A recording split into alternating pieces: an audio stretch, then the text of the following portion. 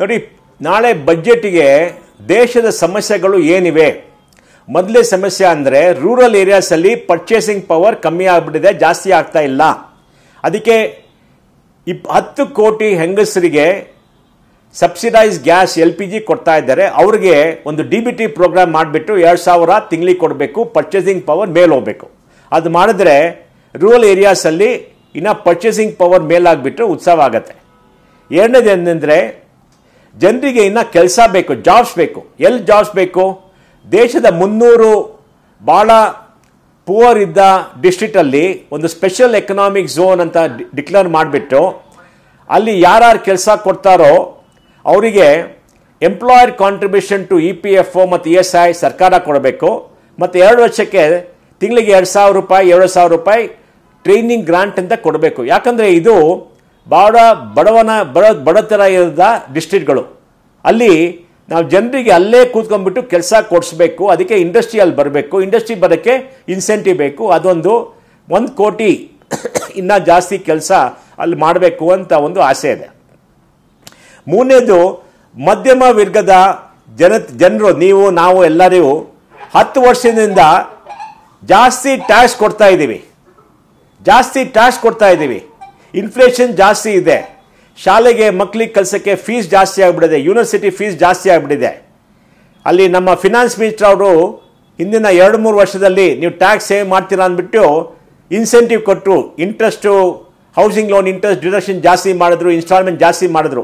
ಆದರೆ 6 ಕೋಟಿ 6.5 ಕೋಟಿ ಟ್ಯಾಕ್ಸ್ ಪೇಯರ್ಸ್ ಯಾರು ಸ್ಯಾಲ್ರಿ ಸಿಕ್ಕತ್ತೋ 1 ಕೋಟಿ ಮಾತ್ರ ಹೌಸಿಂಗ್ ಲೋನ್ ಇದೆ, ಬೇರೆಯವ್ರಿಗಿಲ್ಲ. ಅದೇನು ಯೂಸ್ ಆಗಲ್ಲ. ಅದಕ್ಕೆ ಟ್ಯಾಕ್ಸ್ ಸ್ಲ್ಯಾಬ್ ಸ್ವಲ್ಪ ಎಕ್ಸ್ಪ್ಯಾಂಡ್ ಮಾಡಬೇಕು. 0 to 5 no tax, 5 to 10%, 10 to 15 20%, about 20%, about 15 lakhs 30% ಮಾಡಬೇಕು ಅಂತ ಆಸೆ ಇದೆ. ಯಾಕಂದರೆ ಮಧ್ಯಮ ವರ್ಗದ ಜನತೆಗೆ ಭಾಳ ಕಷ್ಟ ಆಗಿದೆ 10 ವರ್ಷದಿಂದ. ಅವರೇ ಟ್ಯಾಕ್ಸ್ ಜಾಸ್ತಿ ಕೊಡ್ತಾ ಇದ್ದಾರೆ. ಅವ್ರಿಗೆ ಸ್ವಲ್ಪ ರಿಲೀಫ್ ಬೇಕು. ಇನ್ನೊಂದು, ಟ್ಯಾಕ್ಸ್ ಟೆರರಿಸಮ್ ಕಮ್ಮಿ ಆಗಬೇಕು. 2014 ಟ್ಯಾಕ್ಸ್ ಡಿಸ್ಪ್ಯೂಟ್ಸು 4.5 ಲಕ್ಷ ಕೋಟಿ ಇತ್ತು. ಹಿಂದಿನ ವರ್ಷದಲ್ಲಿ 12 ಲಕ್ಷ ಕೋಟಿ ಟ್ಯಾಕ್ಸ್ ಡಿಸ್ಪ್ಯೂಟ್ಸ್ ಆಗಿದೆ. ನೀವು ದಿನಾಗಲೂ ಟಿ ವಿಲಿ ನೋಡ್ತೀರಾ, ಈ ಕಂಪ್ನಿಗೆ ಒಂದು 500 ಕೋಟಿ ಟ್ಯಾಕ್ಸ್ ಬಂತು, 1,000 ಕೋಟಿ ಟ್ಯಾಕ್ಸ್ ಬಂತು ಜಾಸ್ತಿ ಅಂತ. ಅದು ನಾವು ಸ್ವಲ್ಪ ಡೇಟಾ ನೋಡಿದ್ರೆ 65-75% ಅಪೀಲಲ್ಲಿ ಡಿಸ್ಮಿಸ್ ಆಗುತ್ತೆ. ಇದು ಸುಮ್ಮನೆ ಹರಾಸ್ಮೆಂಟ್ ಆಗಿಬಿಡುತ್ತೆ. ಟ್ಯಾಕ್ಸ್ ಅದನ್ನು ಕಮ್ಮಿ ಮಾಡಬೇಕು. ಆಮೇಲೆ ಏನಾಗಿದೆ ಇವಾಗ, ED, CBI, ಇನ್ಕಮ್ ಟ್ಯಾಕ್ಸ್ ಎಲ್ಲರಿಗೂ ರೈಡ್ ಮಾಡ್ತಾರೆ. ರೈಡ್ ಮಾಡಿದ್ಬಿಟ್ಟು ಪಬ್ಲಿಸಿಟಿ ಕೊಡ್ತಾರೆ.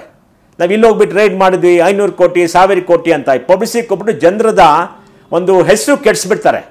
ಅವರೆಲ್ಲ ಅಪೀಲ್ ಹೋಗ್ಬಿಟ್ಟೆಲ್ಲ ಮಾಡಿಬಿಟ್ರೆ ಜಾಸ್ತಿ ಕೇಸು ಡಿಸ್ಮಿಸ್ ಆಗುತ್ತೆ. ನಮಗೆ ಡೇಟಾ ಬೇಕು, ಸರ್ಕಾರ ಡೇಟಾ ಕೊಡಬೇಕು. ಯಾರಿಗೆ ಚಾರ್ಜ್ ಶೀಟ್ ಹಾಕಿದ್ದೀರಾ, ಯಾರಿಗೆ ಕೋರ್ಟ್ ಹೇಳಿದ್ದಾರೆ ಅವ್ರು ತಪ್ಪು ಮಾಡಿದ್ದಾರೆ, ಎಷ್ಟು ಜನ ತಪ್ಪು ಮಾಡಿದ್ದಾರೆ, ಎಷ್ಟು ಜನ ಪನಿಷ್ಮೆಂಟ್ ಮಾಡಿದ್ದಾರೆ.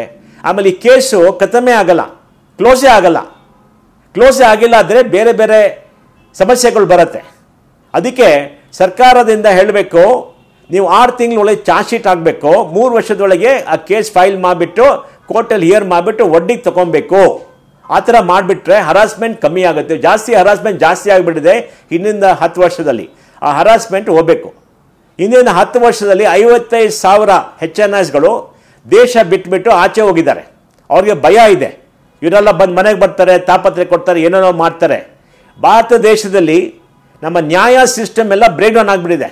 ಜಸ್ಟಿಸ್ ಸಿಗ್ತಾ ಇಲ್ಲ. ಕೋರ್ಟಿಗೆ ಹೋದರೆ 10 ವರ್ಷ 15 ವರ್ಷ 20 ವರ್ಷ ಆಗುತ್ತೆ. ಎಲ್ಲ ಕೇಸ್ ಬ್ಲಾಕ್ ಆಗಿಬಿಡುತ್ತೆ. ನಿಮ್ಮಲ್ಲಿ ಅವರೇನಾದರೂ ಕೇಸ್ ಹಾಕಿದ್ರೆ ಕೇಸ್ ಹೋಗ್ತಾನೇ ಇರುತ್ತೆ. ಇವಾಗ ಜಸ್ಟಿಸ್ ಇಲ್ಲ, ಜಸ್ಟಿಸ್ ಕಮ್ಮಿ. ಅದ್ಮೇಲೆ ಇವರೆಲ್ಲ ಕೇಸ್ ಹರಾಸ್ಮೆಂಟ್ ಆದರೆ ಅದಕ್ಕೆ ಹರಾಸ್ಮೆಂಟ್ ಕಮ್ಮಿ ಮಾಡಬೇಕು, ಸ್ಪೆಷಲ್ ಕೋರ್ಟ್ಸ್ ಹಾಕಬೇಕು. ಆಮೇಲೆ ಲಾಸ್ಟ್ ಏನಂದರೆ ರೆಗ್ಯುಲೇಟರಿ ಸಿಸ್ಟಮ್ ನಮ್ಮದು ಇಂಪ್ರೂವ್ ಮಾಡಬೇಕು. ನಾವೆಲ್ಲ ಜನತೆ ಸರ್ಕಾರಕ್ಕೆ ಒಂದು ಲೆಟರ್ ಬರೆದರೆ, RBIಗೆ ಲೆಟರ್ ಬಂದರೆ 45 ದಿನದಲ್ಲಿ ರಿಪ್ಲೈ ಬೇಕು. ಇವಾಗೆಲ್ಲ ಲೆಟರ್ ಯಾರು ರಿಪ್ಲೈ ಮಾಡಲ್ಲ. ಪರ್ಮಿಷನ್ ಕೊಟ್ಟರೆ ಯಾರು ಸರಿ ಟೈಮ್ ಒಳಗೆ ಕೊಡಲ್ಲ. ಅದಕ್ಕೆ ಭಾಳ ಜನ ದೇಶ ಬಿಟ್ಟು ಆಚೆ ಹೋಗ್ತಾ ಇದ್ದಾರೆ. ಅದು ಕಮ್ಮಿ ಮಾಡೋದು. ಇದೆಲ್ಲ ಒಂದು ಆಸೆ ಇದೆ ಬಜೆಟ್ ಬಗ್ಗೆ.